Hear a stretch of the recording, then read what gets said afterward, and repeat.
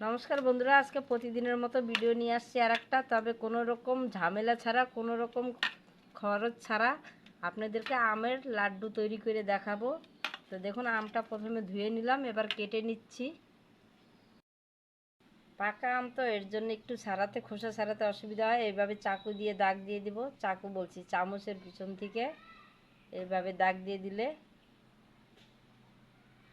দেখুন তুলতে সুবিধা হবে। তা আমের পাল্পটা আমি নিয়ে নিচ্ছি চামচ দিয়ে এইভাবে।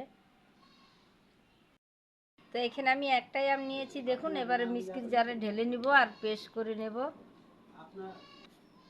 দিয়ে দিচ্ছি অল্প একটু চিনি, চিনিটা কমই দিলাম। আপনাদের যদি বেশি খেতে ইচ্ছা করে মিষ্টি, তাহলে বেশি দিয়ে দিবেন। যে কোনো মিষ্টি জিনিসে একটু লবণ দিলে ভালো হয়, খেতে টেস্ট লাগে। দিয়ে দিলাম অল্প একটু। এবার পেস্ট করে নিয়ে আসতেছি। উনান জেলে কড়াই বসাই দিয়েছি আর অল্প একটু সুজি নিয়েছি। এই যে দেখুন, আজকে উনানের উপরে দারুণ সুন্দর রোদ উঠেছে।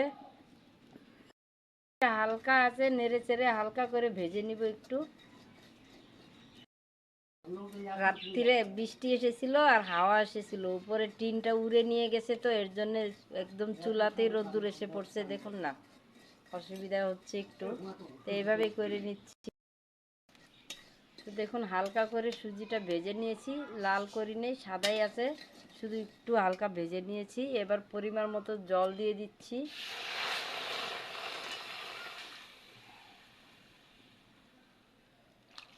3 বাটির মতো জল দিয়ে দিলাম আমি।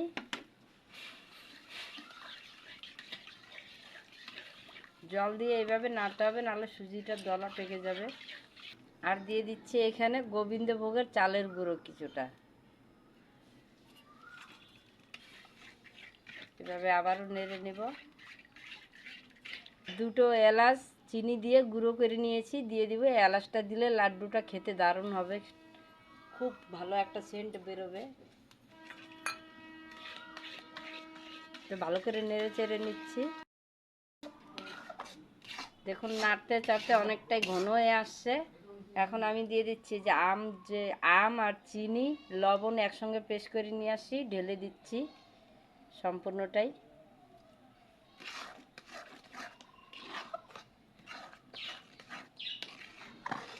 মিষ্টিটা যেহেতু আমি কম দিয়েছি, মিষ্টি আমরা কম খাই। আপনারা যদি মিষ্টি বেশি করেন, আরও বেশি খান, তাহলে আরও চিনি দিয়ে দিবেন। একটু দিয়ে দিচ্ছি ফুড কালার, এটা থাকলে দিবেন, না থাকলে দিবেন না। হাতের কাছে থাকলেই দিবেন, নাহলে দিবেন না। এবার নেড়ে চেড়ে নিচ্ছি আর ডোটা একদম শক্ত করে নেব এবার। দেখুন, নাড়াচাড়া করতে করতে আমি একদম শুকাই ফেলছি, আর শুকাবো না। এই যে এইভাবে নাড়লে খুন্তির সঙ্গে উঠে আসতেছে, আমি এরকমই রাখতেছি। এবার একটা থালে ঢেলে ঠান্ডা করে নেব।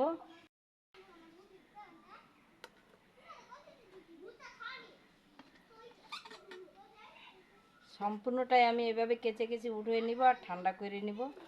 ঠান্ডা করে দেখা ঠান্ডা হয়ে গেছে। এখানে একটু তেল নিয়েছি হাতে, এইভাবে করে এইভাবে ডোটা মেখে নিব। একবার একটু মেখে নিলে নরম হবে। মাখা হয়ে গেছে দেখুন। এর থেকে লেচি কেটে নিব ছোট ছোট করে।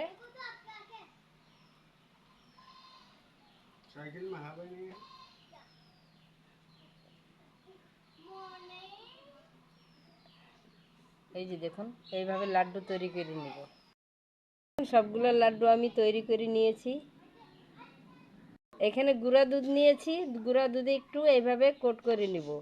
এই যে এইভাবে, এই যে দেখুন কত সুন্দর হয়েছে। সবগুলো করে দেখাচ্ছি।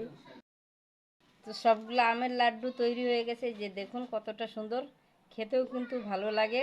একবার তৈরি করে খেয়ে দেখবেন এই পাকা আম থাকতে থাকতে। তো মাঝখান থেকে একটা ভেঙে দেখাচ্ছি। এই যে দেখুন। ভিডিওটি ভালো লাগলে লাইক কমেন্ট শেয়ার করে দিবেন। সবাই ভালো থাকবেন।